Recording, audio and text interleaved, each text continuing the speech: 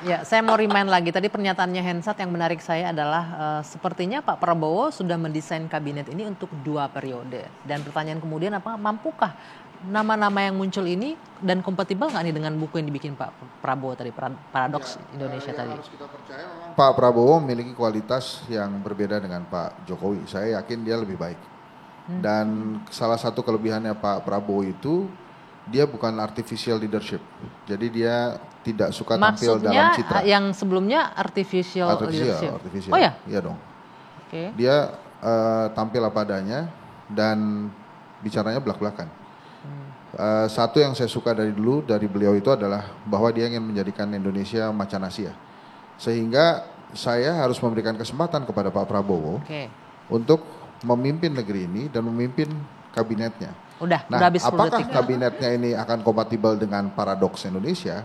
Kalau menurut saya mungkin challenge-nya akan banyak ya. Pak Prabowo challenge-nya akan banyak berubah nih. Apakah? Evaluasi. Oke, kita panggil langsung, kita jawab langsung dengan yang dipanggil tadi sampai salah ngomong saya.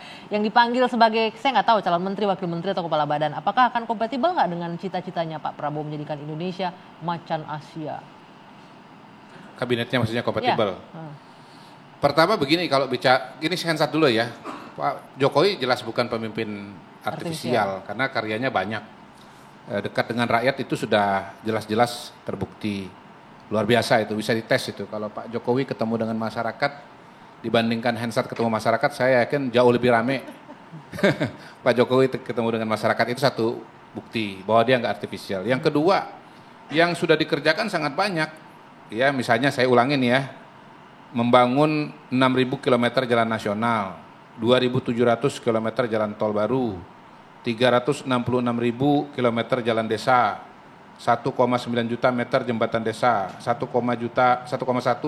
juta hektar lapangan irigasi baru. Panjang lah kalau diteruskan nanti selesai acaranya. Nah yang kedua soal kabinet. Begini, kalau kita bicara kabinet itu kita cara pandangnya nggak bisa seperti organisasi yang lain ya. Karena di situ tuh bukan hanya teknokrasi.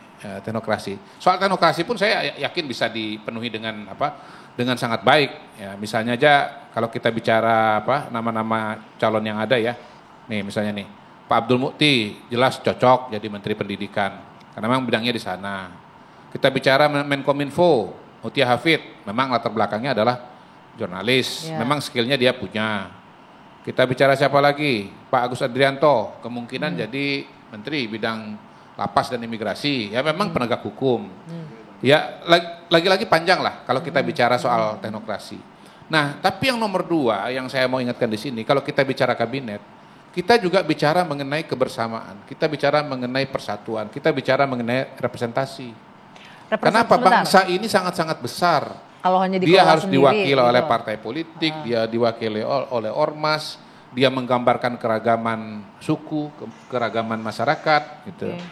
Nah yang penting adalah bahwa keragaman-keragaman tadi tidak menafikan soal kompetensi, soal teknokrasi, soal leadership, soal kepemimpinan. Gitu. Nah saya percaya dari nama-nama yang ada pada hari ini adalah orang-orang yang memang punya track record pada bidangnya masing-masing. Gitu ya, sesuai dengan bidangnya masing-masing. Nah mumpung Mas Kodari udah nyinggung itu, saya mau menampilkan ini beberapa nama-nama yang juga mencuri perhatian publik ya. Kalau kita lihat wajah-wajah baru. Boleh ditampilkan? Barangkali ini ada sejumlah nama yang dipanggil yang menggelitik publik juga, yang menuai reaksi cukup beragam dari publik. Veronica Tan dengan pengalamannya cukup banyak juga ya.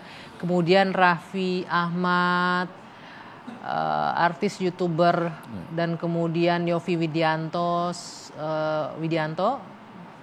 Haikal Hasan Baras. Terus yang juga menarik ini ada Gus Miftah. Nah saya nggak tahu nih kompatibelnya di mana nih, kalau Mas Kodari bisa mengelaborasi. Ya tentu semua kesimpulan harus kita tunda sampai nanti posisi masing-masing diumumkan. Jelas, gitu ya. Pada hari ini kan kita baru duga-dugaan atau analisa.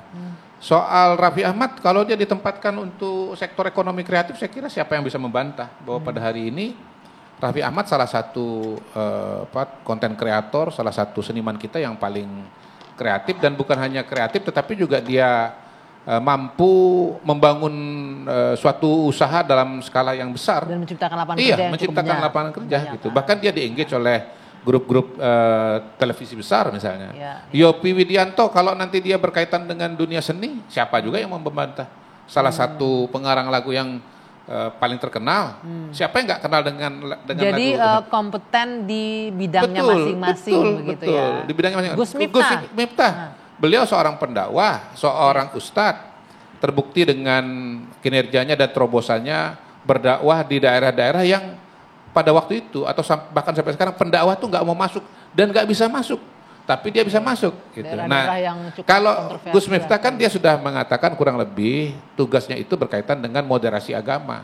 Menurut saya tepat seorang Gus Miftah. Termasuk Kalau kekerasan. seorang Kodari ditugaskan untuk moderasi agama, nah itu salah. Nah, jadi seorang Kodari itu tepatnya tugasnya ngurus apa? Kita Yang kembalikan menjawab. kepada Bapak Presiden dengan yang memiliki background hak akademisi, prerogatif, ya. research gitu ya. Ya, yang jelas bahwa pasti Pak Prabowo mempertimbangkan dengan sangat baik, dengan sangat hati-hati. Oke.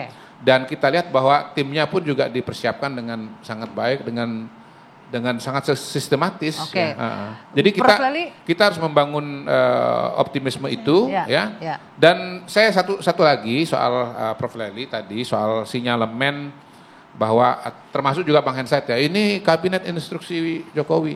Saya sudah jelaskan dengan Bang Hensat. Pertama, sebetulnya mudah sekali Pak Prabowo itu dijelaskan kenapa dia bawa banyak menteri-menteri dari Pak Jokowi. Pertama tadi beliau sudah mengatakan keberlanjutan. Kalau yang jadi presiden Anies Baswedan baru aneh tuh.